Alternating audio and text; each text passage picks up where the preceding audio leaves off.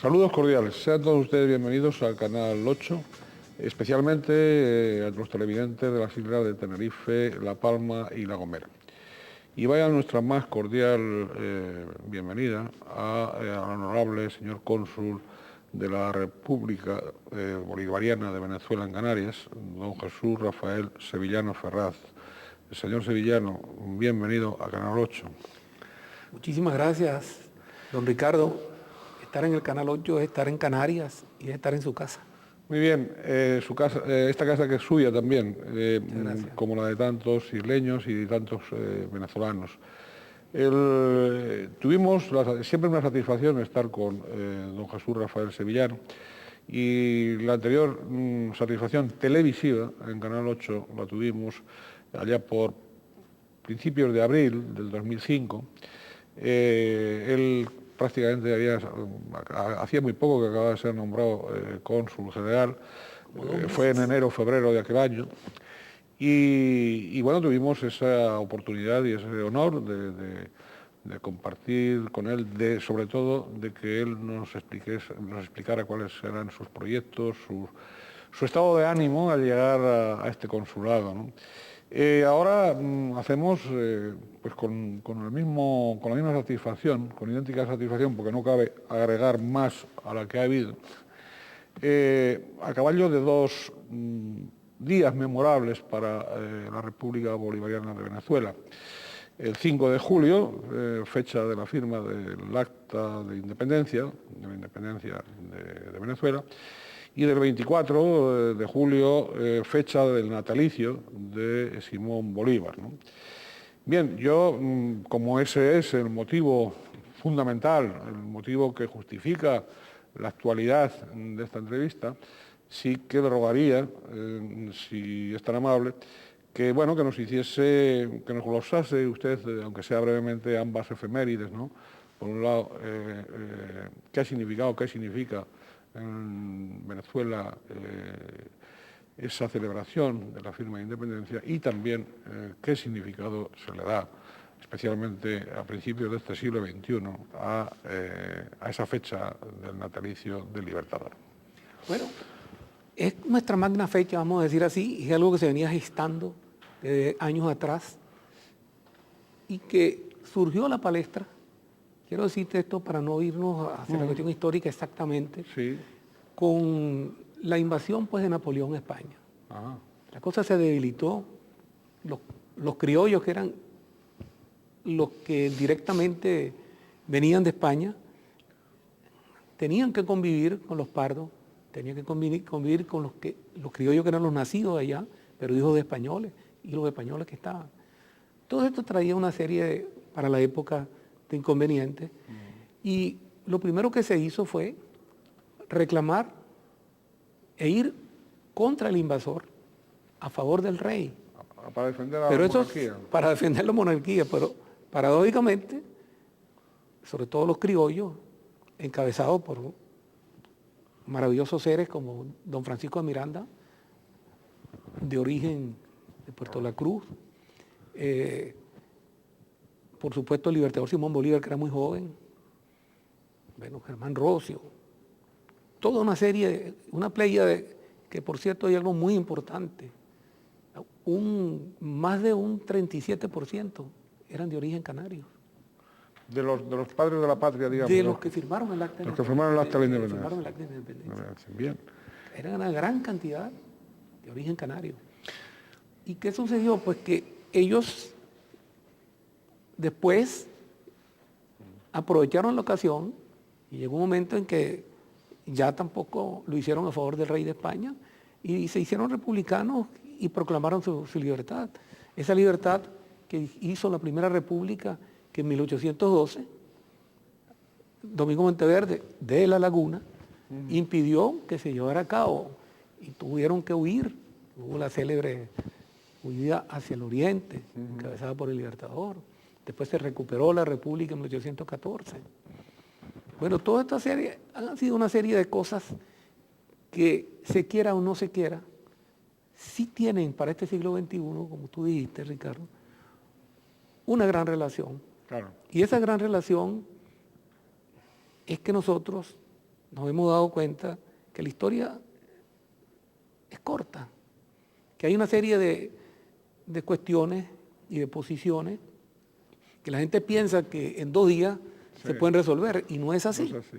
La historia es muy vieja, la historia tiene más amplitud, y nosotros nos aprovechamos de esas cosas buenas, sobre todo de nuestro padre libertador, que por casualidad nació pues, un 24 de julio de 1783, y que Bolívar pues, fue y sigue siendo, junto con esos grandes prohombres de la época, la inspiración formidable de lo que es, y nosotros llamamos el socialismo del siglo XXI. Muy bien, hay que ver cómo, evidentemente, la historia, la que es maestra de la vida, evidentemente. En fin, parece que estemos hablando de tiempos enormemente lejanos, muy distantes, y sin embargo pueden, en su espíritu, aletear, digamos, de un modo muy claro y muy grande, ¿no?, en nuestra época y por supuesto en años venideros, ¿no? No se acaba ahí. De todas maneras, eso de celebrar actos importantes relacionados con las raíces, con la cultura, con la idiosincrasia, con el acervo de un pueblo, eso ennoblece a los pueblos. Los pueblos que no tienen... Porque lo hacen vivir de su tradición, Claro. vivir de sus recuerdos y sobre todo tratar de aprender de esos personajes históricos, por darle un nombre. Sin duda. Y además, don Jesús, supongo que estará usted también de acuerdo en que hoy, en estos tiempos donde en muchas latitudes parece como que el olvido pues es el pan nuestro de cada día, o el gofio nuestro de cada día, olvidar, el menospreciar, el omitir, el creerse que se está inaugurando la historia, contradice evidentemente los valores de los pueblos nobles que tienen a gala no solo no renunciar, sino ser orgullosos de su pasado. Eso es producto de la globalización, sobre todo de la globalización mal interpretada, donde no se busca sino la cuestión exclusivamente comercial y de dominación. Sí, sí. Los imperios siempre han querido dominar, desde siempre. todo punto de vista. Sí, sí. Y hacen que los jóvenes, ahora con esta bendita globalización y con el Internet, con las comunicaciones tan violentas, hacen que la historia, y ellos creen que es así, 200 años no sea absolutamente nada. Por eso es que es muy difícil reclamar a los procesos revolucionarios verdaderos, Claro. que en tan poco tiempo quieran y pretendan de que debe hacerse esto y esto. ¿Por qué? Porque son nuestras necesidades perentorias. Pero la verdad histórica es otra. Es otra. 8 o 10 años es nada en la historia. Y... Sin embargo, a veces 8 o 10 años pueden inculcar en un pueblo su destino y hacia dónde van dirigidos. ¿Es lo que está pasando en este momento en Venezuela? Yo pienso que sí. Venezuela está viviendo un momento estelar, un momento maravilloso.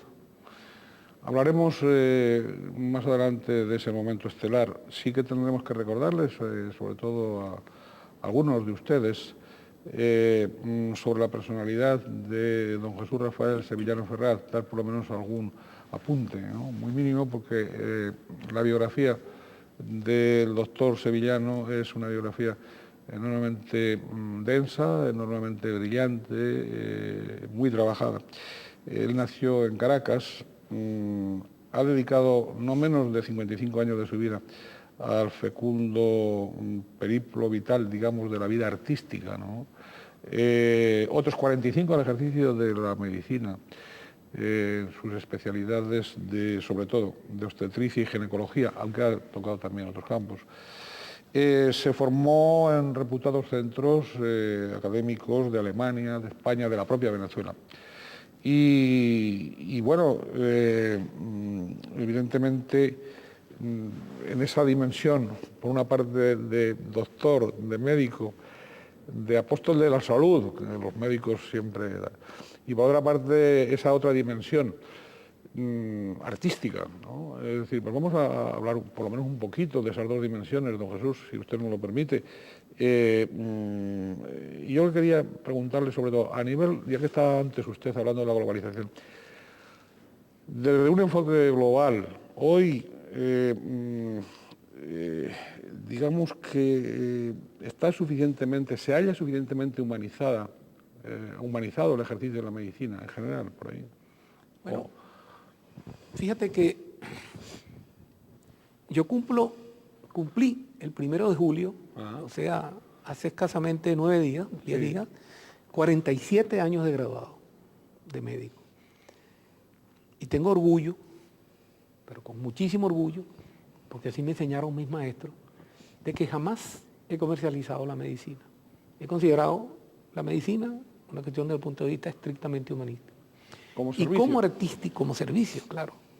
Y como artista, el 26 de julio, por eso este mes para mí es una maravilla, el 26 de julio cumplo 57 años de haber debutado como solista pues, en el Teatro Municipal de Caracas, con los shows universitarios. O sea, son cosas que se compaginan y que hacen que uno no se venda, no se comercialice, porque tampoco lo he hecho en el arte.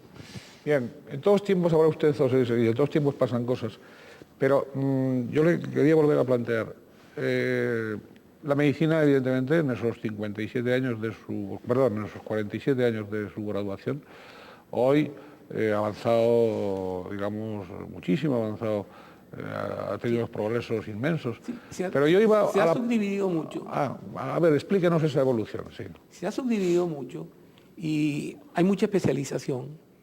Y esa especialización hace que los pacientes, que los enfermos, que tienen que ser nuestra prioridad, se conviertan en números. Hay médicos que no identifican al paciente sino por cama 3 o cama 4 o cama 20.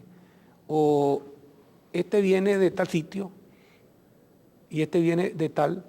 Entonces, los pacientes que vienen, por decir algo, los que vienen de Arona o los que vienen de Carachico, los que vienen... No, señor, los pacientes tienen un nombre, señor. Claro. Y si usted no sabe el nombre de su paciente, usted no va a interpretar la mente de su paciente. Y si no interpreta la mente de su paciente, mucho menos va a interpretar su cuerpo, la parte material. Y eso pasa en el arte también. Eso también forma parte del arte, sí. Claro que sí. Es ciencia y arte. Oiga, pero volviendo a su caso y volviendo a lo que usted ha presenciado, a esa evolución, usted ha hablado de números, es decir, se pierde el concepto del nombre, de la persona. Se pierde el contacto con el paciente. Y le repito, si usted no sabe ni siquiera cómo se llama su paciente, si usted no habla con su paciente, porque hay veces que se dice, no, que se están viendo tantas consultas al día y tantas... Usted puede ver 100 pacientes al día si lo ve bien vistos. Y un médico, un solo hombre, no puede hacerlo. No puede. Pero los que usted vea, trate de verlos bien y que haya más médicos o más gente que pueda atenderlo. Pero lo que usted atienda, tiene que demostrarle familiaridad, tiene que preocuparse, no solamente por lo que él siente, desde el punto de vista material, vamos a decir, de la materia, tiene que pensar y actuar de acuerdo con lo que ese hombre tiene y le produce esa serie de enfermedades, le produce su bienestar único, su bienestar social, que ha unido al bienestar médico. ¿Puede ser cierto que la relación humana entre médico y paciente a veces cura? Eso es totalmente cierto. Usted con un paciente que tenga problemas, si usted le interpreta sus problemas, que generalmente ellos lo drenan su personalidad hacia los problemas ya de medicina pues pura, de cuestión letal. Si usted interpreta y logra estar de acuerdo con su paciente y logra ser amigo de su paciente y entender lo que él piensa, evidentemente que lo va a curar más rápido que si lo está tratando como un traste. Claro. Oiga, doctor Sevillano, existe mucha disparidad, digamos, al menos desde el punto de vista técnico, en el disfrute del derecho a la salud, por ejemplo, entre Estados Unidos y Europa y naciones menos desarrolladas. Claro que sí. Hay grandes diferencias. Esas diferencias se miden de acuerdo con la disparidad que existan entre las naciones de la distribución de la riqueza. ¿Qué es lo que sucede? Que si todos somos iguales, como deberíamos ser, y si todos tenemos la misma oportunidad de que se nos trate como pacientes, evidentemente que el trato va a ser mejor y los resultados van a ser superiores que si los que tienen más dinero son los que se pueden ver mejor. Claro. No, todos tenemos derecho a la salud, es un derecho universal. Igual derecho sí, pero la mejor calidad de vida, entre ellas el disfrute de la salud, evidentemente, ¿por qué? ¿Por qué todavía depende prioritariamente, digamos, de factores economicistas y en menor medida, muy en menor medida, de la justicia social y de la equitativa distribución de la riqueza producida, ¿no? Bueno, sencillamente porque si usted no tiene dinero, usted no puede ir a los mejores centros, porque los mejores centros son para esa mínima cantidad de personas que sí pueden, desde el punto de vista económico, pagar una medicina cara, que era lo que sucedía y sigue sucediendo, pero que se está acomodando en nuestro país. En nuestro país existía un 80% de marginalidad, gente que no tenía derecho a la salud, gente que no tenía derecho a la educación, gente que no tenía derecho a la cultura, gente que no tenía derecho al trabajo. Y había un 20%, de los cuales un 10% trabajaba para ese otro 10%, de los cuales un 5% de los que tenían más dinero y el otro 5% de los que estaban al lado. Eso existe, señor. ¿Pero por qué eso? Porque no puede ser que no haya una verdadera distribución de la riqueza. Y eso no es un invento nuevo. Al menos en la época cristiana, en la época nuestra, nosotros seguimos creyendo que el dinero o las bondades que da el dinero y que están representadas por el dinero, vamos a decir así, tienen que ser igual para todos. Sin duda. Todos los pueblos tienen derecho y todas las personas tienen derecho a que se les dé educación, a que se les dé salud, a que se les dé cultura y que se ayude con el trabajo honesto, el trabajo necesario para que todas las personas puedan vivir en paz. Eso acaba con la violencia, eso acaba con los odios y eso acaba con la mejor actitud de los humanos unos hacia otros. O sea, hacen el amor y desprecian el odio. Muy bien, señor cónsul, vamos a ir analizando un poquito más, le vamos a pedir, le vamos a rogar que nos analice un poquito más ese panorama sanitario en Venezuela, en la República Hermana. Digamos, cómo ha ido evolucionando, cómo está la actualidad. Yo le voy a ir distinguiendo entre distintos apartados. Por ejemplo, la cualificación de los médicos. La cualificación de los médicos es la óptima o todavía en Venezuela quedan, y sobre todo también en las especialidades, el número de especialistas. ¿Está Venezuela suficientemente surtida, valga la expresión? En ninguna parte del mundo está eso rigurosamente hecho. Y acuérdense que lo que estábamos hablando de los problemas históricos. Sí. Venezuela tiene un proceso que llevará 10 años, quizás 12. ¿Entiendes? Y en esa pequeña cantidad de tiempo, la historia lo mide como un segundo. Lleva mucho lo que se ha hecho. Claro. ¿Por qué? Porque ese porcentaje de un 80% de marginalidad que no tenía derecho a nada, que eran sencillamente parias, ahora tienen salud. Yo no voy a decir que es la mejor salud del mundo, porque sería ilógico de mi parte, pero ya lo tienen. Ya se están especializando la gente en tratar como médicos de familia a todas las personas que tengan problemas. Ya se está tratando de que en todos esos medios hayan pequeños ambulatorios. Ya muchos ambulatorios de esos ya tienen su resonador, ya tienen su tomógrafo, ya tienen gente que está dispuesta. Le iba a preguntar precisamente por las infraestructuras también. ¿Van evolucionando las infraestructuras sanitarias? En Venezuela van evolucionando las estructuras porque ahora Venezuela tiene más posibilidades desde el punto de vista económico para poder tener esas infraestructuras. ¿Y por qué tenemos más posibilidades económicas? Porque, por ejemplo, hasta no hace mucho, nuestra máxima entrada la daba el petróleo. Ahora los productos que no son de petróleo han superado un poco la entrada de divisas en Venezuela, sobre todo porque ahora se pagan impuestos que antes no se pagaban. Antes las grandes compañías, las transnacionales no lo pagaban. No pagaban nada. Absolutamente, y además ellos eran los dueños. Y nosotros que teníamos todo y que teníamos inclusive la materia prima. No solamente la materia prima, sino que teníamos la gente que sabía trabajar esta materia prima, éramos totalmente despreciados. No se nos pagaba nada. Y ahora no, ahora el petróleo es nuestro. Las cosas, todas nuestras riquezas naturales son nuestras. Estamos tratando que sean nuestros. Estamos tratando de que haya un acuerdo con los que están explotando eso, pero eso sí, nosotros lo vamos a dirigir, señores, porque usted en su casa no va a permitir que venga otro a mandarlo. Claro. Es muy fácil. Usted está describiendo, digamos, una situación de explotación pura y dura, de colonización pura y dura. Sin paliativos. Sin paliativos. Y todavía se pretende que eso se tiene que seguir haciendo. Hay gente que cuando hablan de Venezuela, hablan nuestro petróleo de Venezuela, nuestro. Señor, usted tendrá otra cosa, pero el petróleo de Venezuela es de Venezuela. Claro, y nosotros con ese petróleo, tratamos de mejorar nuestra situación y también de nuestros hermanos, porque eso ya no lo dijimos nosotros. Esa es la doctrina de Cristo, acuérdese. Claro, mire, señor cónsul, no solo el petróleo. Venezuela es un país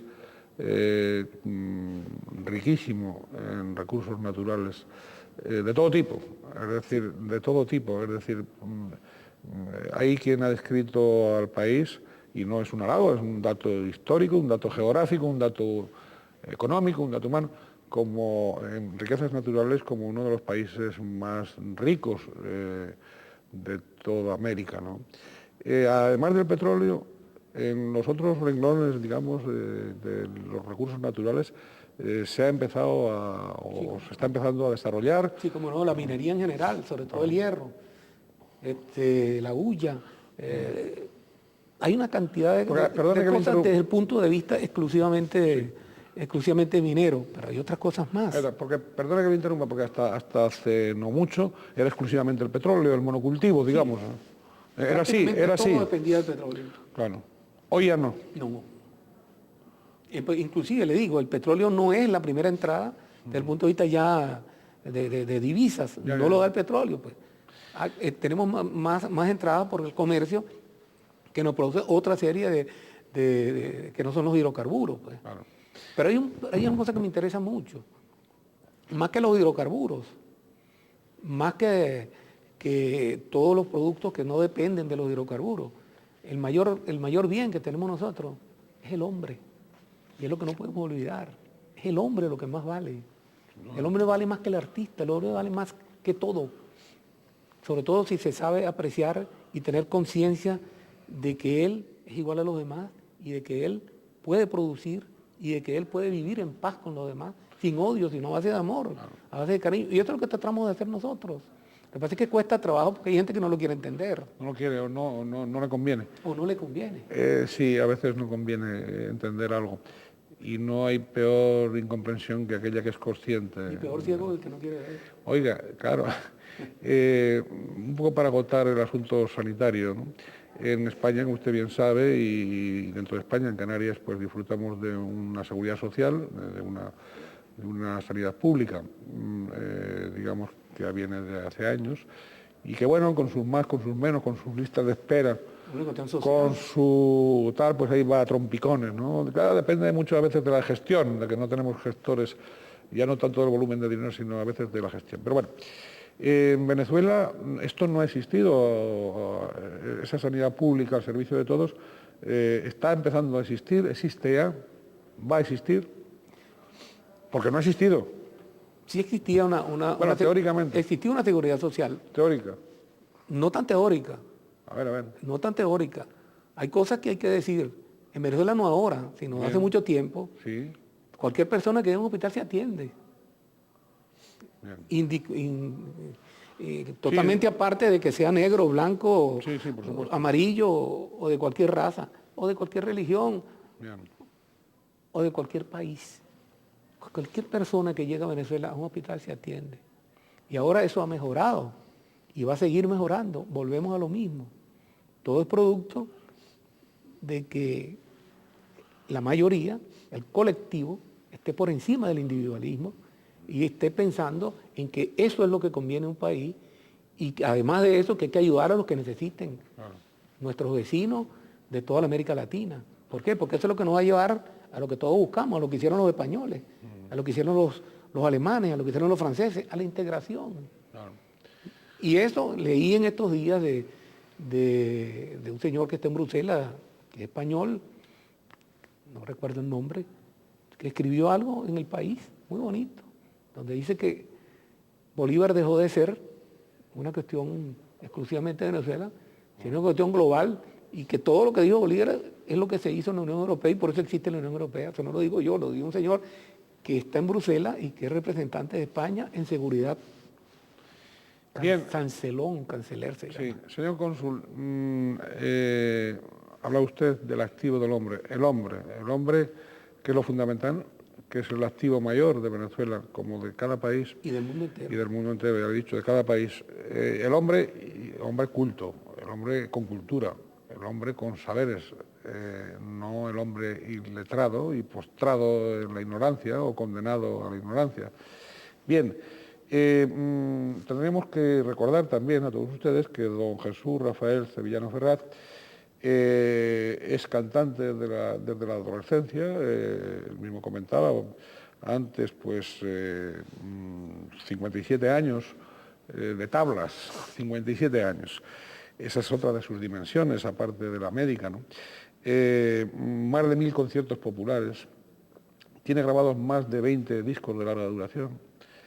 Él ha sido representante de Venezuela en más de 2 docenas de países, desde China hasta Inglaterra.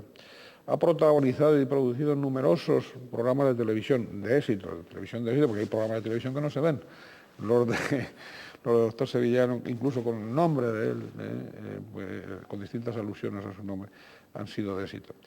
Él, sobre todo, corríjame, y quería un poco que nos hablase de eso. Usted, en su dimensión artística, tengo entendido que ha ido investigando las tradiciones culturales venezolanas, las raíces, digamos, de la cultura más primigenia del pueblo venezolano, ¿no?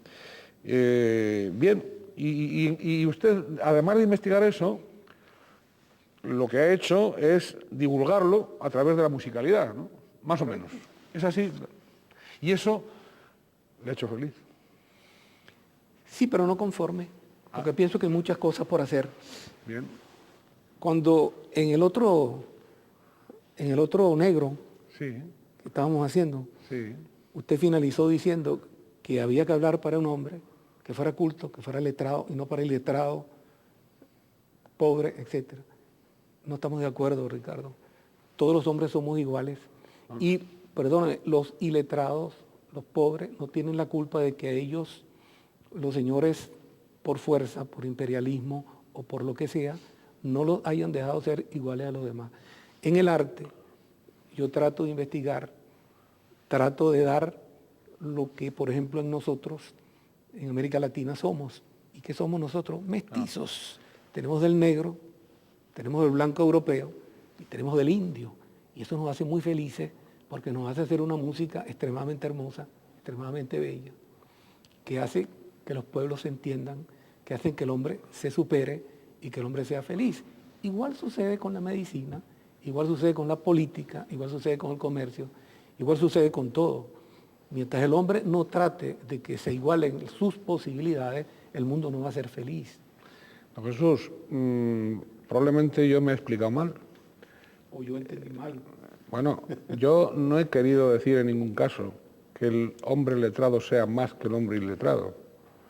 He dicho que el mayor activo de un pueblo es su gente. Y a ser posible, he dicho, a ser posible, que su gente sea una gente rescatada de la esclavitud de la ignorancia, que es distinto. Es decir... Vamos a tratar de hacerlo, y es lo que estamos tratando claro, de escúcheme, escuche. El que no es iletrado, no lo es porque ha sido ayudado para ser rescatado de esa ignorancia. Pero eso no lo convierte en un elitista con más derechos que el que no lo es. En todo caso, lo convierte en alguien que tiene el deber de corresponder al conjunto social para elevar al que todavía no ha tenido ese privilegio. Pero todavía estará de acuerdo conmigo en que desgraciadamente en nuestros pueblos, por mucho que hayan avanzado en lo material, en el progreso económico, en la ciencia, en el arte... La tecnología, sí. La tecnología, sí. Todavía quedan muchos compatriotas que no acceden a la cultura. ¿Está de acuerdo conmigo? Claro, claro que estoy de acuerdo con usted, hermano, pero lo que tenemos que buscar es el por qué. Aunque generalmente a mí me gusta más buscar el cómo, la relación de las cosas. ¿Por qué cree de esa desigualdad? ¿Y por qué cree que ha subsistido Creo porque tanto? es exactamente lo mismo. Hay esa desigualdad porque todos no han tenido las mismas oportunidades. Y no hay las mismas oportunidades porque están mal distribuidas las riquezas a nivel mundial. Está mal distribuido prácticamente todo lo que hace que el hombre sea noble. Y no interesa que el hombre sea noble porque tenga la sangre azul o colorada, porque todos la tenemos igual. Y además todos venimos de allá, el negrito, según el nuevo mapa del genoma del África. Pero no queremos entender eso. Queremos creer siempre que estamos por encima de los demás porque tenemos un poquito más de dinero. Y es lo que generalmente y desgraciadamente conlleva a que la gente diga, yo soy esto, ¿no? Nadie quiere decir, yo soy esto porque yo soy un hombre, porque yo nací en tal sitio y me lo merezco. Por eso a mí no me gusta decir que nací en Venezuela, yo digo nací en Latinoamérica. Usted ve cómo estamos de acuerdo. No había desacuerdo en nuestros planteamientos, ni muchísimo menos. Para que los señores que nos están viendo no interpreten las cosas mal. Muy bien, casi a la llegada de don Jesús Rafael Sevillano Ferraz a Santa Cruz de Tenerife, a la sede del Consulado General de la República Bolivariana en Canarias, usted nos comentaba, y de un modo preciso, en la anterior entrevista, aquel proyecto de erigir la llamada Casa Bolivariana de la Cultura. ¿Cómo va eso? Bueno, estamos haciendo todos los esfuerzos. Estamos tratando de que forme parte esa idea de hacer una Casa de la Cultura, de todo el proyecto que concuerde con lo que se está haciendo en América Latina y por ende en Venezuela. Quizás con ese ardor de la llegada, la primera entrevista yo tenía escasos 2 meses de haber llegado, ahora tengo 2 años y 5 meses. Me he dado cuenta que las cosas hay que hacerlas para que queden bien, con mucha firmeza y con mucha seguridad. Y que siempre hay cosas que prevalecen a todo lo que uno cree. Y ahí tiene uno que entender que, como no, la Casa de la Cultura, eso va. Ya tenemos una serie de cosas que se han hecho para obtener ese beneficio para todos, que no va a ser para los venezolanos, sino para todos los canarios.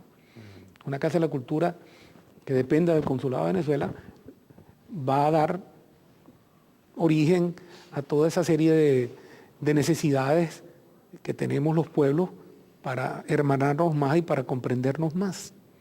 Ahora, para eso hay que hacerlo de la mejor manera. Y eso es lo que estamos tratando de hacer. Ya tenemos, por ejemplo, cuadros suficientes. Ya hemos hecho 2 exposiciones grandes desde que llegamos, que se han hecho los 19 de abril. Este 19 de abril se hizo en la Arte Galería, en la calle de Callao, Lima, que gracias a Dios fue un éxito. La anterior se hizo en el Parlamento de Canarias, con varios maestros de Venezuela. Esta última se hizo con los artistas del Estado de Aragua. Es una cantera de escultores y de pintores maravillosos. Hemos dado conciertos en el auditorio, hemos dado conciertos en la Plaza del Cristo, hemos dado conciertos en el Teatro Guimerá, en Icó de los Vinos. Nos hemos reunido en la Plaza de Garachico una serie de músicos populares nuestros. Ahora estamos tratando de hacer lo mismo. Ahora, todo no es fácil, es bastante difícil. ¿Por qué? Por la idiosincrasia de los pueblos, porque se ponen trabas, porque no todos pensamos igual. Pero para lograr hacer todas esas cosas hermosas que uno tiene en la mente, lo primero que tiene que lograr es lo que yo dije antes, el hombre. El hombre tiene que pensar que más se logra con amor que con odio. Más se logra dialogando que disputando. ¿Qué es lo que tenemos que lograr? Tenemos una serie de metas y de principios en toda la América Latina y en el mundo entero que tienen que hacernos unir. Y ahí está Canarias con una situación privilegiada de ser esa plataforma entre África, Europa y América Latina. Bien, las relaciones del consulado con las instituciones con las instituciones sociales de Canarias en estos 2 últimos años de su gestión, ¿cómo han evolucionado? ¿Cómo han marchado?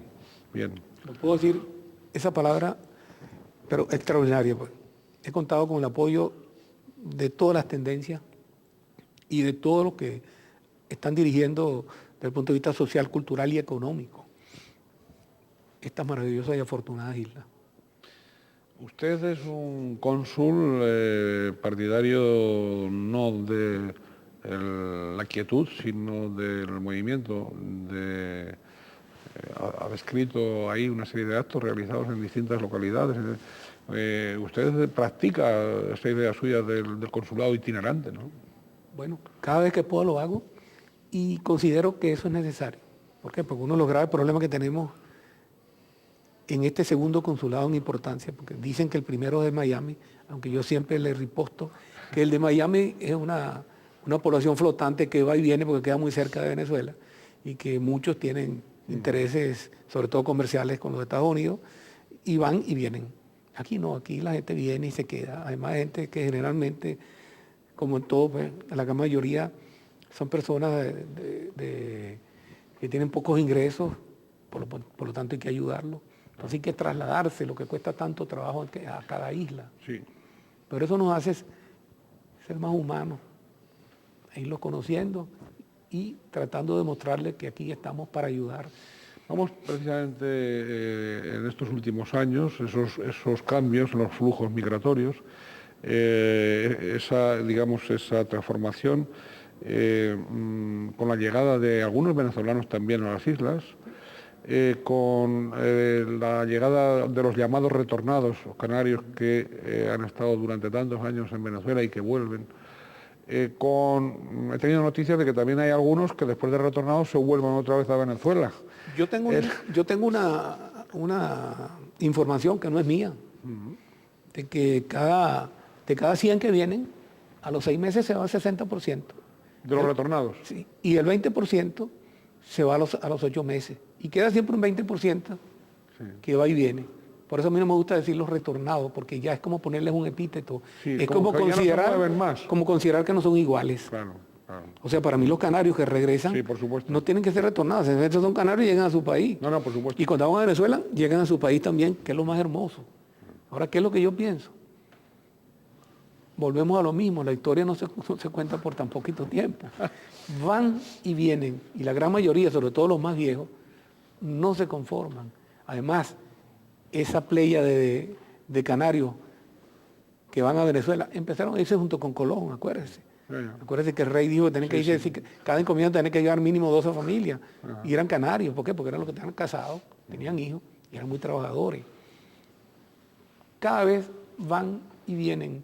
Mi abuelo materno era de La Palma. Palmero. Era palmero. Don Víctor Ferraz Lorenzo. Ese señor llegó a finales del siglo XIX, fundó una gran familia, está enterrado en Caracas. Como tantos otros isleños. Como tantos otros isleños. Sí. Unos van y unos vienen. Sí. Por supuesto, unos se equivocarán y otros no se equivocarán. Otros se quejarán y otros no se quejarán. Todo depende del éxito que se haya tenido. El problema está en el éxito o no éxito, achacárselo o a Venezuela o a Canarias. No. Pero también se produce venida de venezolanos acá. Vienen venezolanos y se devuelven. Es la misma cosa, la historia usted no la puede contar en 8 o 10 años. Claro, la historia es más amplia. Claro. Y todos estos movimientos, evidentemente, al consulado le da trabajo, me imagino. Muchísimo trabajo. Y eso es bueno, el trabajo. No, yo no le digo que sea malo, no sea malo el trabajo. El trabajo bien entendido dignifica y más cosas. Pero que este es un consulado, vamos, activo y con mucho trabajo. Extremadamente activo. Está considerado el segundo consulado con más trabajo. De todo, vamos, de Venezuela, ¿no? El segundo consulado de la República de Venezuela. De la República de Venezuela. Es decir, el segundo de todo el mundo, sí. el volumen de trabajo. Sí, tenemos mucho trabajo, porque aquí hay mucha gente que va y viene. Mucha gente que vive aquí, de origen venezolano, y mucha gente de origen canario que va, viene. Yo le digo que se siente mejor cuando van por la mitad del Atlántico. ¿Qué es lo que sucede? Mire, esto es una cosa que yo he observado. Cuando llegan a Venezuela, usted lo ve metido en los hogares canarios, hablando de los canarios, en los hogares canarios o en sus casas, cantando malagueñas, cantando folías, la folía, con aquel dejo de tristeza recordando la tierra. Y cuando buscando golf, y cuando vienen aquí, cantan joropo. Oye, cuando vienen aquí, puras canciones de Venezuela. Cantan joropo. Y entonces añoran a Venezuela. Por eso yo les digo que se sienten felices cuando van por la mitad del Atlántico. Cuando está a la mitad, bien. Señor cónsul, vamos usted sabe que evidentemente aquí, precisamente por esa relación, por esos lazos históricos, por tantas cosas, funcionan versiones de todos los gustos, y sí nos gustaría tener su visión, su percepción. Ha dado la impresión, en algunos ámbitos de aquí, de Canarias, de que la tensión, digamos, política y social en Venezuela ha sido muy creciente en estos últimos años. Ha habido mucha tensión, ha habido mucho, es decir, por distintas circunstancias, ¿no? ¿Eso va amainando, o esa tensión va amainando, o persiste y se consolida en un enfrentamiento político, social, sin solución?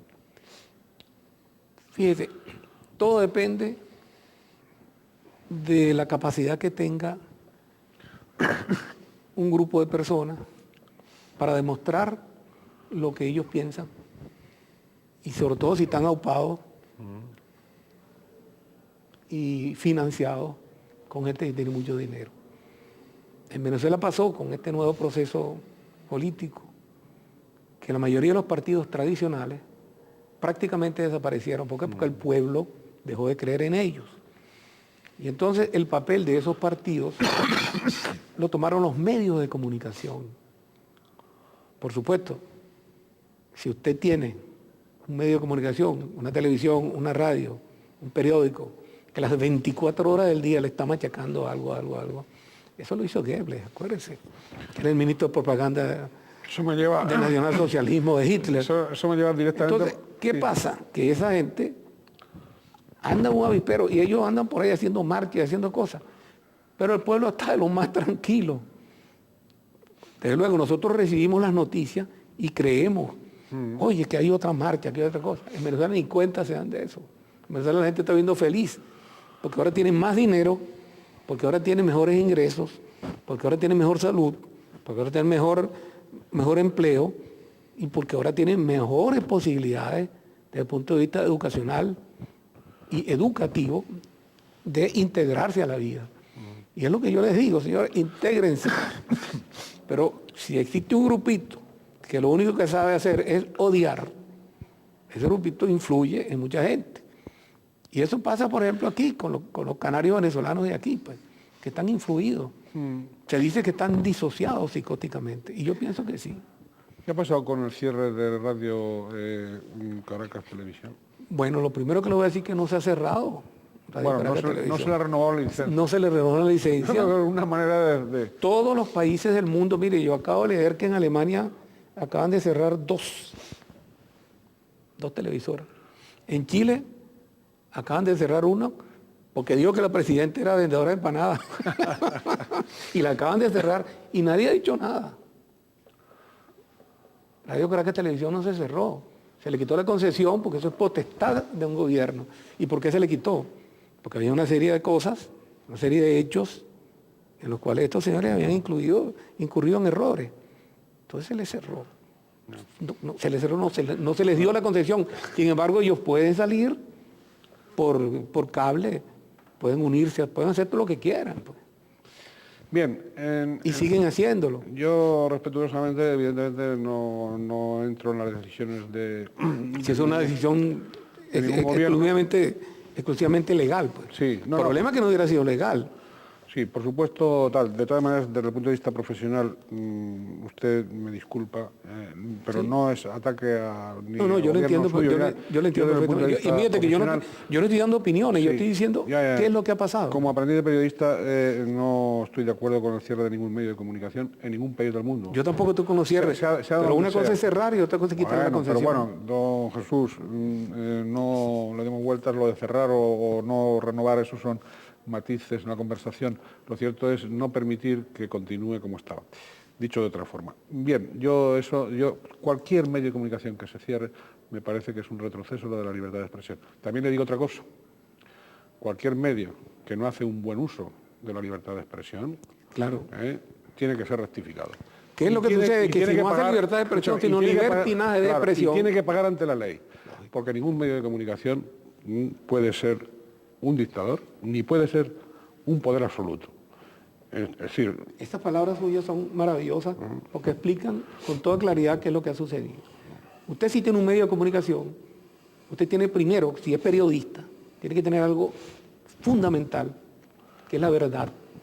Por supuesto. Si se falta a la verdad, no puede usted ser un buen periodista. Segundo, si se hacen cosas que no son correctas porque están en contra de la ley,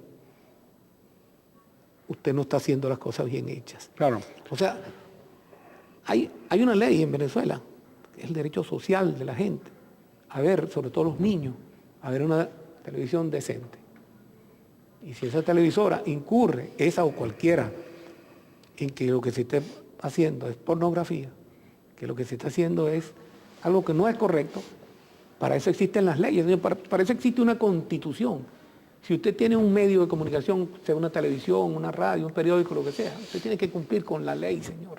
Porque para eso se hizo la ley, para eso vivimos en democracia. Si eso no se cumple, oye, volvemos al caos.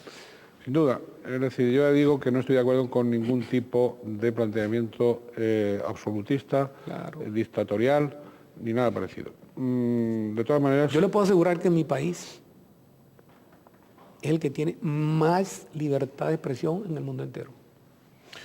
Yo me congratulo de eso, me congratulo y les felicito por ese ejercicio de la libertad de expresión. En todo caso, la aplicación de la ley corresponde a los tribunales de justicia en todo país democrático, nunca al Poder Ejecutivo, sino al Poder Judicial, a un Poder Judicial independiente, a un Poder Judicial que es una de las bases del Estado democrático y de derecho. Y, por supuesto, ¿qué tal? Yo me congratulo de esa libertad de expresión. Siempre la defenderé, como también defiendo el derecho de la ciudadanía a no ser engañada, ni manipulada, ni tal. Eso es totalmente correcto, estamos perfectamente de acuerdo. Es decir, bien, las relaciones de Venezuela. Usted me va a permitir que le plantee algunas preguntas de Venezuela con respecto a países de América Latina. Concretamente... Venezuela es libertad de expresión, usted me puede preguntar todo lo que usted quiera. Claro. Yo siempre lo he sabido con usted. Con usted siempre lo he sabido. Y lo supe desde la primera entrevista que celebramos y por lo tanto no es necesario que me lo recuerde. Yo se lo agradezco, pero usted es que lo demuestra siempre, ¿no? Claro. Sin palabras. No en vano también es artista, ¿eh? Es decir, es una dimensión que es conjugable con la política y con la medicina en su caso. Oiga, doctor Sevillano, las relaciones de Venezuela con Brasil, por ejemplo, pueden afectar a la marcha de Mercosur.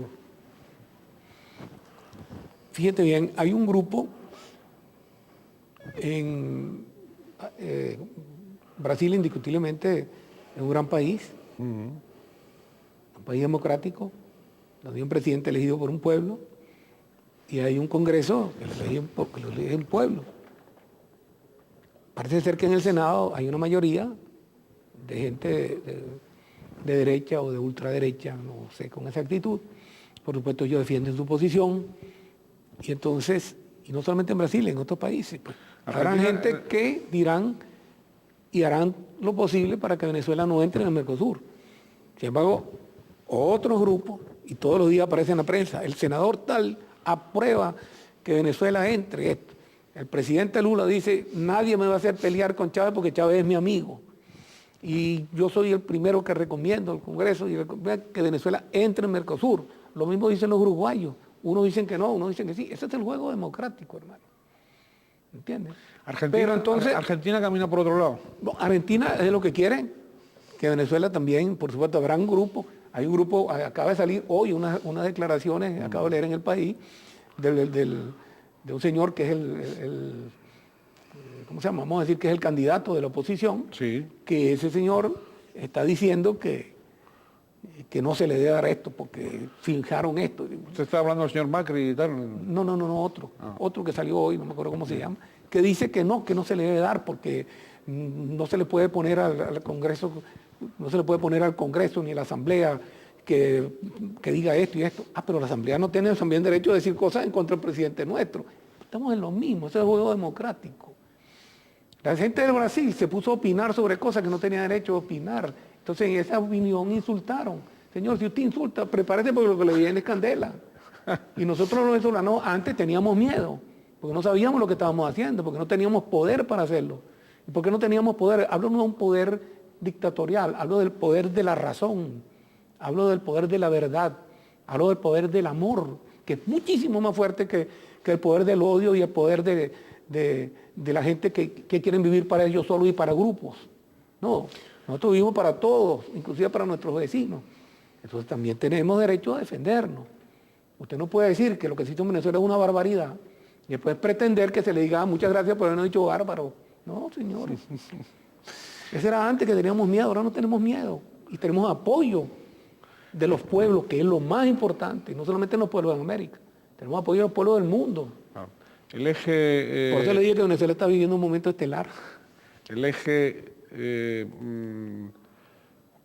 presidente Chávez, Hugo Chávez, Fidel Castro, presidente Evo Morales, digamos, ¿es un eje en expansión en otros países de Iberoamérica en este momento? ¿O usted percibe? Yo pienso que los pueblos son muy inteligentes. No solamente los de América Latina, los del mundo entero.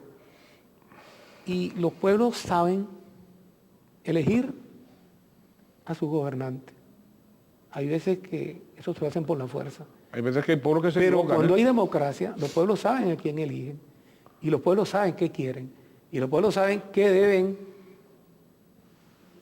imitar, no 100%, sino las cosas buenas que tenga, por ejemplo, un país, Venezuela, con otro. Vamos a decir, por ejemplo, con España. Tenemos todo el derecho de buscar las cosas buenas de España. Y España tiene derecho también de, si nosotros tenemos algo bueno, también hacerlo.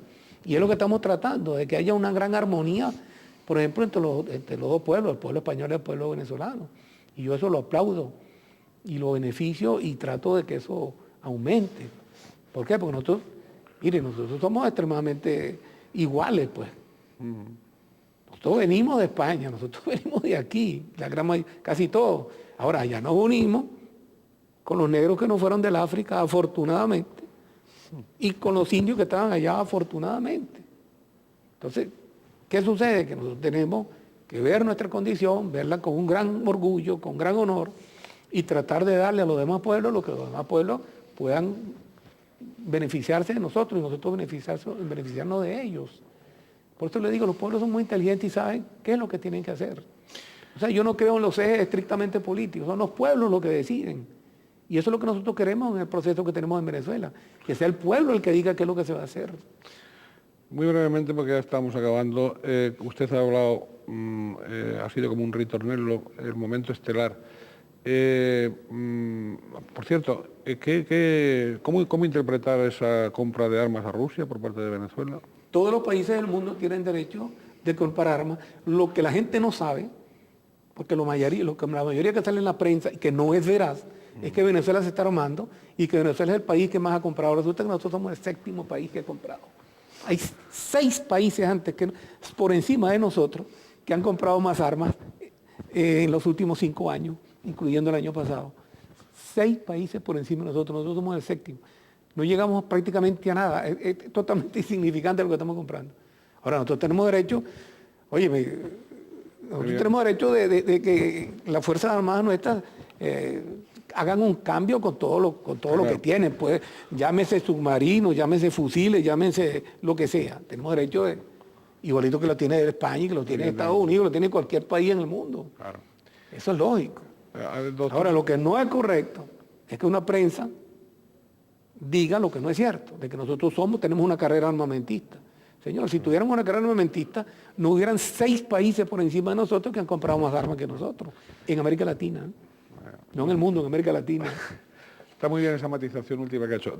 Doctor Sevillano Ferraz, está hablando de momento estelar en la historia de Venezuela. Al presidente Hugo Chávez, ¿podrá la historia tratarlo casi equiparándolo a cada uno en su tiempo, en su época, en sus circunstancias, con el Libertador? Eso lo dirá la historia. Lo único que sí le puedo decir es que Venezuela tiene un momento estelar, porque Venezuela nunca había sido tomado en cuenta. Y actualmente no hay una reunión de los grandes dirigentes del mundo, no hay algo que suceda en cualquier país del mundo, no hay un periódico de los países más importantes del mundo entero donde todos los días salga algo sobre Venezuela, y eso no sucedía antes, y ahora está sucediendo. ¿Por qué está sucediendo? Porque Venezuela está cambiando, porque Venezuela se está uniendo, porque Venezuela está dando más amor y Venezuela está dando más posibilidades a los que no tienen y porque Venezuela se está haciendo sentir en el consorcio y en el concierto de las naciones a nivel mundial. Por eso es que yo digo que estamos teniendo una situación estelar. Miren, el pueblito más pequeño de Nepal o de la Patagonia o de Alaska o de Groenlandia, todos los días hablan de Venezuela y eso no sucedía antes. Por algo será. Oiga, ¿qué ha pasado con esa invasión de fincas a más de 60 familias de canarios? ¿Eso el gobierno venezolano lo va a resolver? Eso está resuelto, tengo yo entendido. Lo que pasa es lo siguiente, hermano. Hay una ley, volvemos a lo mismo, hay una constitución y la constitución dice que el latifundismo no está permitido. ¿Cómo hace usted si usted va a comprar un coche? Usted me va a comprar un coche a mí. ¿Qué es lo que usted me pide primero? Si usted me va a comprar un coche. Primero ver si el coche está en buenas condiciones y demás, ¿verdad? Pero cuando me lo va a comprar, cuando yo ya decidido comprar, lo que me pide, el título de propiedad, ¿verdad? Bueno, el que no tenga título de propiedad porque no es dueño de la tierra, sino que se lo dieron o se lo adjudicó. Y si usted tiene, vamos a suponer, 100 hectáreas, que son suyas, y usted está trabajando solamente 10, y en Venezuela se necesita mucho trabajo, y quedan 90, sin que se hagan, necesitamos comer. Y hay gente que puede hacer eso. Bueno, lo que se le hace es que se le dan 4 años, se le da crédito, y se pone a trabajar el 100% de esa tierra que usted tenga. Señor, si usted no trabaja o no la quiere trabajar, bueno, entréguesela al pueblo, entréguesela al gobierno para que el gobierno la distribuya y se creen nuevas fuentes de trabajo y sobre todo alimentación. Bien, finalizamos la entrevista no sin antes destacar que el doctor Sevillano evidentemente ha sido, digamos, ha recibido numerosas distinciones desde homenajes y reconocimientos de la Asamblea Nacional a innumerables instituciones que le han testimoniado, digamos, sus felicitaciones, sus reconocimientos por tanto trabajo, precisamente en beneficio de la colectividad, tanto desde el punto de vista médico como desde el punto de vista artístico, como desde el punto de vista ahora también de función de Estado, que no solo es político. El doctor Sevillano, tenemos que recordar que está casado con doña Felicia Dolores Rodríguez, tiene 3 hijos, doña Marina, que es licenciada en educación preescolar, doña María Fernanda, que es abogada, don Jesús Rafael, que es también médico.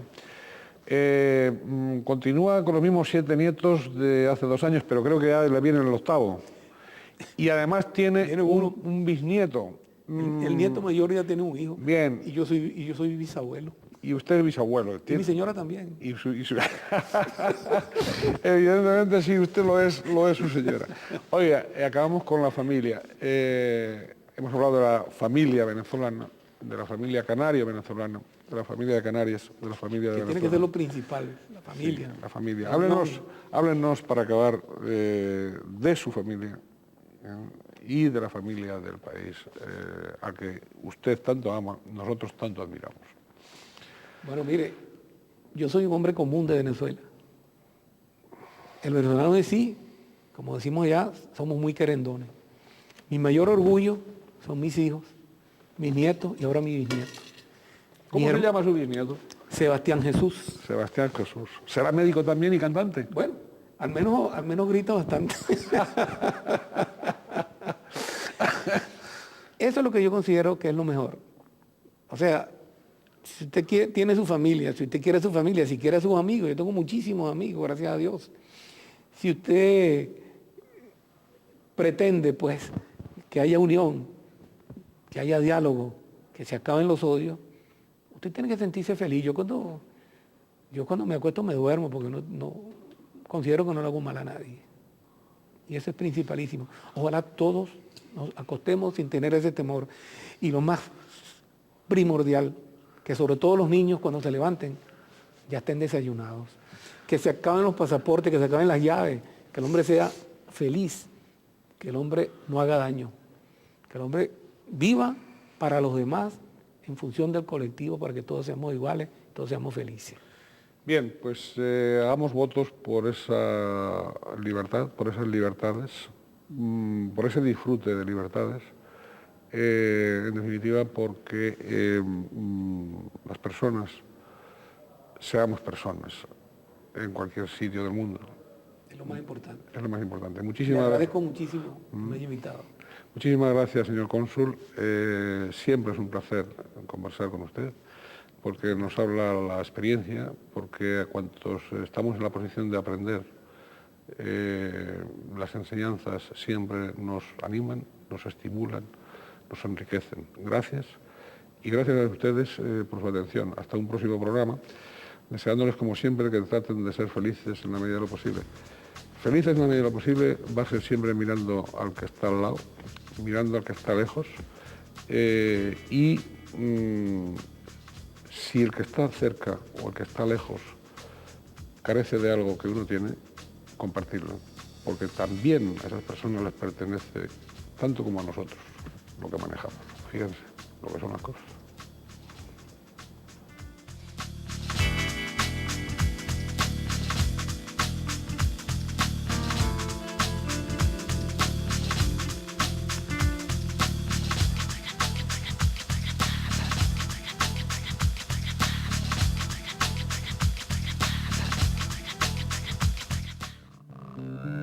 Yeah.